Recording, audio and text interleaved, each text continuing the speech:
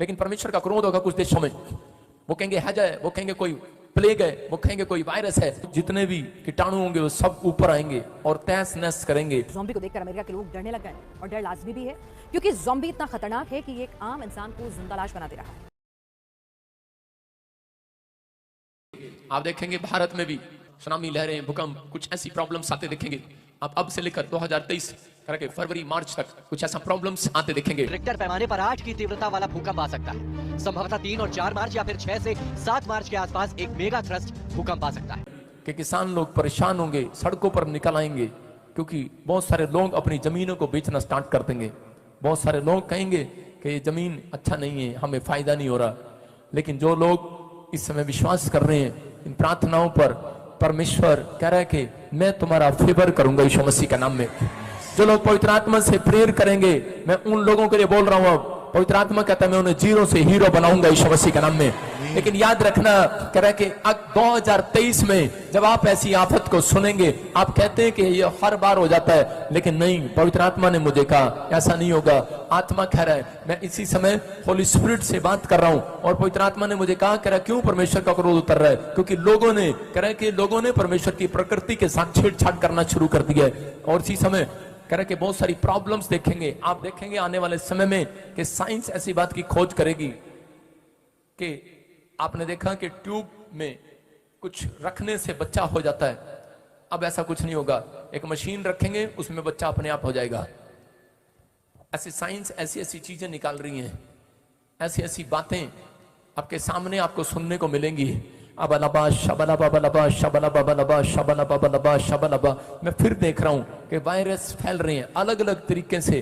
कुछ डॉक्टर लोग इंजेक्शन बनाएंगे, लगाने के लिए ट्रीटमेंट करेंगे, लेकिन परमेश्वर का क्रोध होगा कुछ देशों में। वो कहेंगे हैज है, वो कहेंगे कोई प्लेग है, वो कहेंगे कोई वायरस है, लेकिन वो इंजेक्शन लगाएंगे, लेकिन लोग मर जाएंगे। आप सुनेंगे कि हजारों लोग इंजेक्शन के कारण मर जाएंगे। आपको न्यूज में सुनने मिलेगा कि वो डॉक्टर पर केस कर दो। कुछ ऐसी ऐसी चीजें आपके सामने होंगी आने वाले फ्यूचर में कि समझ में नहीं आएगा। लेकिन परमेश्वर करे कि भक्ति करने वाले लोगों को, प्रार्थना करने वाले लोगों को, जहां पर भी आप जाते हैं आप प्रार्थना करते हैं, लेकिन आप हाथ उठाएं और परमेश्वर आपके देशों में सुरक्षा देगा यीशु मसीह के नाम में। इसी समय फिर से कहो हालेलुया हालेलुया हालेलुया। और आसपास की छतें उड़ गई, प्रॉब्लम्स आ गए, लेकिन इस बार ऐसा नहीं होगा। रिकॉर्ड तोड़ होगा जो बहुत भयानक होगा। इसलिए आपको यहां पर बुलाया गया 2023 में कि आप लोग प्रार्थना करें। आपके रिश्तेदार, आपके परिवार, आपके जन जो भी यहां पर रहते हैं, जो बाहर रहते हैं, मैं उनके लिए प्रार्थना करता हूं परमेश्वर उन्हें सुरक्षा दे यीशु मसीह के नाम में। परमेश्वर उनके ऊपर दया करे यीशु मसीह के नाम में। हर आशीष आपके ऊपर आए यीशु मसीह के नाम में। आप सुनेंगे 2 देश, एक लेडीज होगी, एक जेंट्स होगा, ऐसे कोई राजा होगा, प्रधानमंत्री होगा, 2 देश अपनी ताकत आजमाएंगे। आप सुनेंगे, हाथ मिलाएंगे और वो ताकतवर हो जाएंगे। वो कोई बड़ी बड़ी खोज करेंगे। परमेश्वर देख रहा है, मैं देख रहा हूं कैसे कोई 3 देश आपस में टकराएंगे। और इस बार एक जगह आपके घर में, जिसके घर में चांदी है उसको संभाल कर रखना। 1.5 साल के अंदर चांदी सोने से भी महंगी हो जाएगी। आपके फिर दिन इस 1.5 साल के अंदर आपके लिए परमेश्वर आपका फेवर करेगा यीशु मसीह के नाम में। मैं फिर कह रहा हूं, जो लोग 2023 में पवित्र आत्मा को पुकारेंगे और 3 बातें कहेंगे, पवित्र आत्मा मैं पवित्रता से चलूंगा, पवित्र आत्मा मेरा जीवन प्रार्थना पर निर्भर होगा। याद रखना कि 2023 में आपको पता लगेगा कि इस बार कोई इंसान नहीं होगा। 2023 में बहुत सारे लोगों को पता लगेगा, क्या साइंटिस्ट, क्या मैकेनिक, क्या कोई भी जनो, उसको पता लगेगा 2023 में हीरो पवित्र आत्मा है। आपका हीरो पवित्र आत्मा होगा। आप पवित्र आत्मा को पुकारेंगे और वहां से प्रॉब्लम खत्म हो जाएगी यीशु मसीह के नाम में। पवित्र आत्मा बहुत सारे लोगों से, परमेश्वर ने मुझे कहा मैं इस साल में 2023 में भक्ति कराऊंगा। बहुत सारे लोग नहीं जानते भक्ति करना, लेकिन मैंने देखा अभी इसी उन लोगों के लिए बता रहा हूं कि पवित्र आत्मा उन लोगों के लिए ब्लेसिंग स्वर्ग से रिलीज कर रहा है।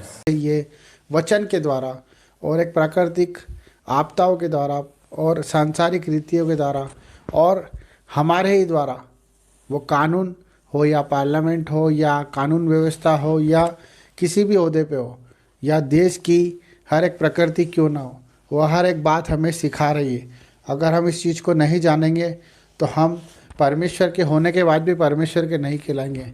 ये हमारी कमियां हैं कि आज हम ईश्वर को जानते कब है, जब हमारी नीड होती है, जब हमारी आवश्यकताओं की हमें बहुत ज़्यादा ज़रूरत होती है, तो हम परमेश्वर के वचन के पास जाते हैं, उसकी आराधना करते हैं, उसकी स्तुति करते हैं।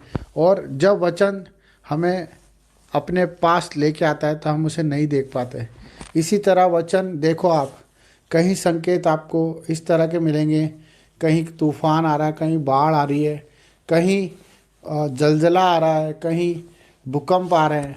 आप इस चीज़ को अनदेखा ना करें, आप इस चीज़ को अनदेखा ना करें। ये एक ऐसा विषय है जो हमें अवेयरनेस की तरफ लेके आता है, वो हमारे परिवार के लिए, क्योंकि प्रभु ने अपने इकलौते पुत्र से प्रेम किया। उसी प्रकार हम भी हमारे पुत्र और पुत्री और हमारे माँ बाप से प्रेम करते हैं। क्यों करते हैं? क्योंकि वो रीति उसने सिखाई है और हम उसके लिए कुछ भी करने को तैयार हो जाते हैं। उसी प्रकार परमेश्वर भी अपने एक पुत्र के वादे के लिए सब कुछ कर सकता है। आप जान के अनजान ना बने, आप अनदेखा करते हैं मेरे भाई बहनों। कोई आपसे मांगता है तो आप नहीं देते हो, कोई आपको पुकारता है तो आप नहीं जाते हो। आप क्यों ऐसा जीवन जी रहे हो? जबकि परमेश्वर के सिग्नल यही है कि जो परेशानियाँ आती है उसके पीछे परमेश्वर खड़े होते हैं।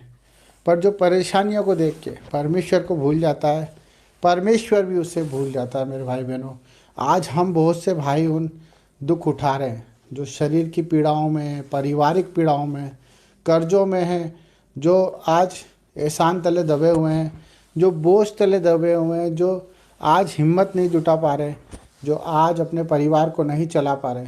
ये सब बातें प्रकृति के रूप में हमें सिग्नल देती है, जो परमेश्वर के वचन के द्वारा हमें, जिस तरह से एक पुलिस वाला आराधना करता है, जिस तरह से एक पार्लियामेंट के अंदर चीख चीख कर एक संविधान के लेकर, एक संविधान को लेकर, एक न्याय को लेकर परमेश्वर की जीविता का प्रमाण देता है। और इसी तरह परमेश्वर की प्रकृति भी उस चीज़ का प्रमाण देती है। जब नदी नाले सूख जाते हैं, जब आकाश काला हो जाता है और चंद्र ग्रहण होता है और सूर्य उदय होता है और पंछी आकाश में इधर से उधर होते हैं, जिन पे कोई बंधन नहीं है, जिन पे कोई बंधन नहीं है, वो कोई देश को नहीं जानते, वो कोई जात नहीं जानते, कोई समाज नहीं जानते, वो सिर्फ परमेश्वर की हमें सिग्नल देते हैं, वो परमेश्वर की क्रियाओं को हमें समझाते हैं। पर हम भूल जाते हैं कि हम इस सृष्टि में ईश्वर के भरोसे आए हैं। हम परमेश्वर के रूप में, उसके समानता के तरह हम इस सृष्टि में आए हैं। हम जिस दिन अपनी फ़िक्र करना छोड़ देंगे, जिस दिन हम दूसरों की फ़िक्र करना शुरू कर देंगे, उस दिन आपको परमेश्वर की हर एक बात सुनाई भी देगी और दिखाई भी देगी। हमें अपने दर्दों को, अपने दुखों को आज अपने जीवन से निकाल के फेंकना है। हमें उनका महत्व ख़त्म करना है। जो हमें लगता है कि हमारे बिना नहीं हो सकता, वो चीज़ों को हमें छोड़ना है। मेरे भाई बहनों, हमें हर एक जिम्मेदारी को प्रभु को सौंपना है। हमें हर एक बात को प्रभु के हाथों में सौंपना है, चाहे वो कितनी भी बड़ी बीमारी क्यों ना हो, हमें परमेश्वर के हाथ में ही सौंपना है। चाहे वो कितना ही बड़ा संघर्ष क्यों ना हो, क्योंकि जब आयुब को आप देखते हो बाइबल में कि वो परमेश्वर को कहता था कि अगर परमेश्वर चाहे तो मुझे मार भी दे तो मैं उस पर भरोसा करना नहीं छोड़ूंगा। हमारा भरोसा परमेश्वर पर होना चाहिए, क्योंकि न्याय का दिन निकट है। आपके न्याय का दिन निकट है, क्योंकि आपने जो करा है उसे आपको प्रभु के सामने रखना पड़ेगा। इसलिए मन फिराओ, पश्चाताप करो, प्रभु के करीब आओ, दुआएं करो, प्रार्थना करो। इसी से बचोगे, हर एक परेशानी से, हर एक तकलीफ़ से, कर्जों से, बीमारियों से। जब आप मन फिराओगे और अपनी गंदी आत्मा को छोड़कर परमेश्वर की पवित्र आत्मा को स्वीकार कर लोगे, यही सच्चा परमेश्वर हमसे चाहता है कि आप आपकी फ़िक्र छोड़ दें और परमेश्वर की प्रार्थना दुआ में लग जाएं और उसके कामों को करें, उसके कामों को ढूंढें, उसके